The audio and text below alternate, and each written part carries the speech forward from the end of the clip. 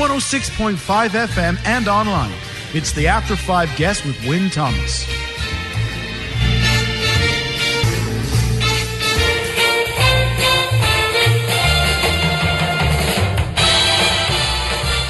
And time now for my After 5 Guest. I'm delighted to be joined by Nilopar Uddin and her book, The Halfway. Nilo, thanks for your company this afternoon. Thank you for having me. Let's start simply by asking you, where did this story come from? So I drew on my experiences as part of the Bangladeshi diaspora living between two cultures to write this novel. And the Peacock, which is the focal point of the story, which is a restaurant, is inspired by my father's restaurant, which he had in North Wales. But, you know, this raw material was transformed in the writing process into something that isn't really mine and right. isn't really even my father's restaurant. So all of my experiences have gone into writing it, but very little of that raw material is still recognizable.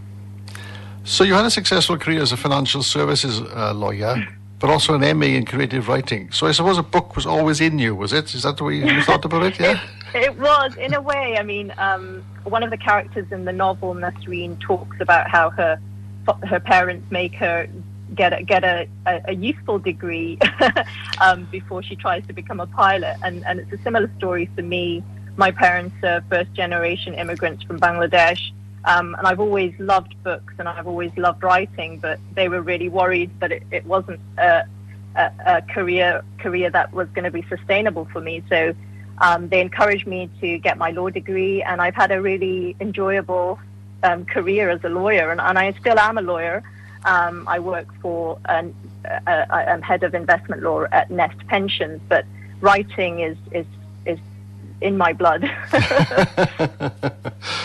So, as you say, the family in the book have an Indian restaurant in Wales, which is sort of close to a lot of people's hearts, isn't it? Because a lot of people go to Indian restaurants on a weekend, have a nice meal.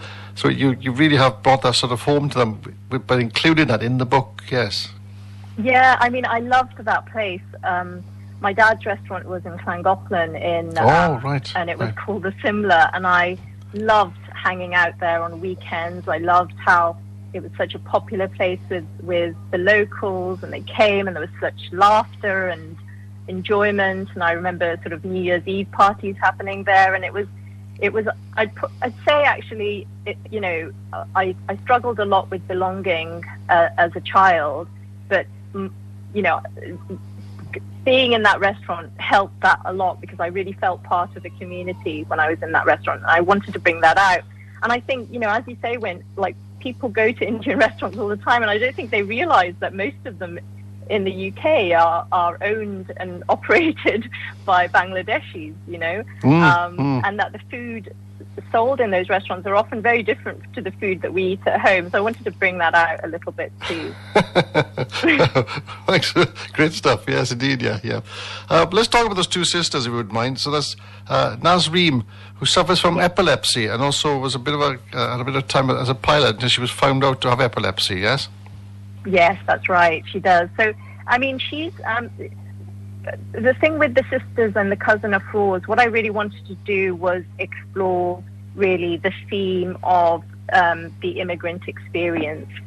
And one of the things that I was trying to explore in the differences between those three sisters is how different the immigrant experience can be. So, you know, Nasreen is very disorientated throughout the novel, and very has this feeling of never really belonging anywhere and feeling very unmoored. You know, and whereas, for example, Afroz and Sabrina, they embrace new places as a source of joy and aspiration, and they love it. So I wanted to bring that out a little bit, you know, and right. So that, yeah. So that's just Sabrina. She's a New York investor, has a different life, a much more go-getter, I think, of her career. A real high flyer, isn't she? I think, again, until I won't say what happens, but again, things start to go wrong for her as well, don't they? So, so how would you describe Sabrina? Would you agree with what I say about her? Yeah, absolutely. And Sabrina's one of those characters over the last year or so I've really found people either love her or hate her, but you can't not have an opinion about her. Because she is one of those. I mean, personally, as I wrote her, I have to say I came to being quite impressed by her, because I think she is, if the family is like an organism in a way, she's the backbone of it, and she's not afraid to say it how it is. But on the other hand, it means she can be pretty brutal herself. Yeah. And she loves Manhattan, and I think partly it's because, and this is something that goes for perhaps a lot of second generation diaspora, is that their parents will have chosen to come to the countries that they end up living in, but you know, it's not a choice for them, right? So Sabrina's gone out there and she's made her own choice about where she wants to be, and she can feel that it's under her control. She likes things being in her control, really. And of course that starts to go wrong after there's a tragedy that happens halfway through the book, and things unravel. But what I wanted for each of the sort of the two sisters and the cousin is that they had their own storyline. You know, so, you know, I wanted to give the whole cast of characters. There's a banker in there, which is Sabrina, and then the ex-pilot, that's Nasreen, and then the restaurateur, who's Afroz. I wanted them all to have their own individual stories, but also realize that they kind of have to understand the family story so that they can understand who they are too. Yeah, I see what you mean, yep. I say that the brutalness of that character comes forward as well quite quickly. I mean, when things start to go wrong, when the father dies and his will is published, and there's a bit of problems there, because Afroz is actually a stepsister, not a cousin, isn't it? Yes, that's right. I don't want to give too much away. No. But just a basic kind of things. Yes, yeah. Exactly. But basically, when the Peacock's owner passes away, his daughters Nasreen and Sabrina return to the Beacons, where they join their mum and their cousin Afroz for their father's funeral. And there, they're confronted with a devastating secret that had been buried for decades. And so much of the story then follows them when they move back to their lives in London and New York, and Afroz staying in Wales. And it's about the fallout from that secret, really, and how it creates havoc in their lives and leads to a tragedy that changes their lives and the lives of the whole family, really, forever. Yeah. So let's have a look. We're not going to talk about the story, but if you wouldn't mind, look at some of the characters in this book, okay, which is Daniel. Is that Sabrina's boyfriend, is it? Oh, he suspects her of having... He makes a brief appearance at the beginning of the novel, that's right. Yeah.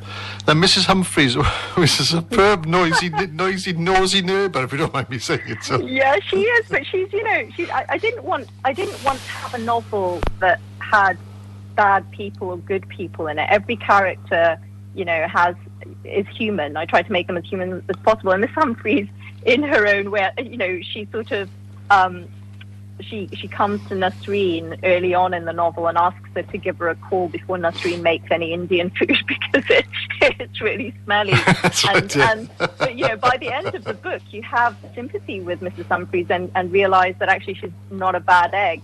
And the same with Daniel. You know, that none of them are bad characters.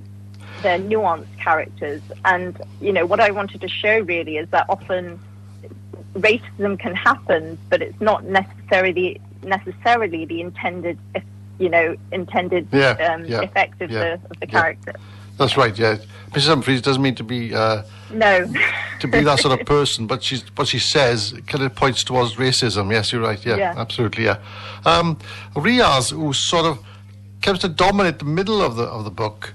Who is he? Can you explain that to us without giving too much away? Yeah, so Riaz is a waiter in the Peacock. Mm-hmm. He's also a very distant relative on Nasreen's mother's side.